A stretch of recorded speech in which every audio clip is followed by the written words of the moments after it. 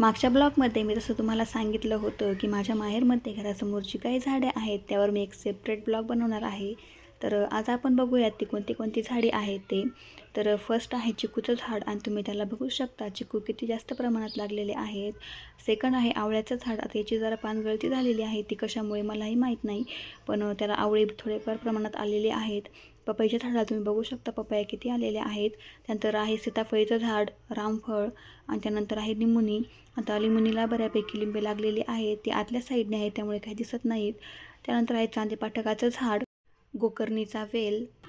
त्यानंतर आहे आपलं हे जास्वंद जी गावाकडे बघायला भेटते, नागिनीचा वेल, जरबेरा, कढीपत्ता. त्यानंतर हे जे रोपटं आहे ते बाजारातून आणलेलं आहे जास्वंदीचं. त्यानंतर आहे झेंडू, त्यालाही थोड्याफार प्रमाणामध्ये फुले आलेली आहेत. 32 मोगरा, जाई, जुई, ब्रह्मकमळ.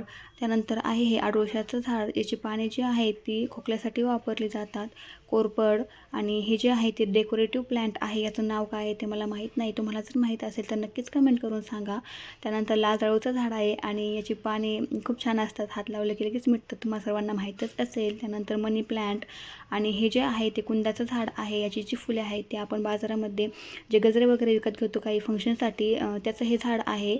आणि अशी काही झाडे आहेत घरासमोर. तर तुम्हाला जर व्हिडिओ आवडला असेल तर नक्कीच लाईक करा आणि फॉलो केलं नसेल तर फॉलो करून घ्या. तर आजसाठी एवढंच, भेटूया नेक्स्ट ब्लॉगमध्ये, तोपर्यंत बाय.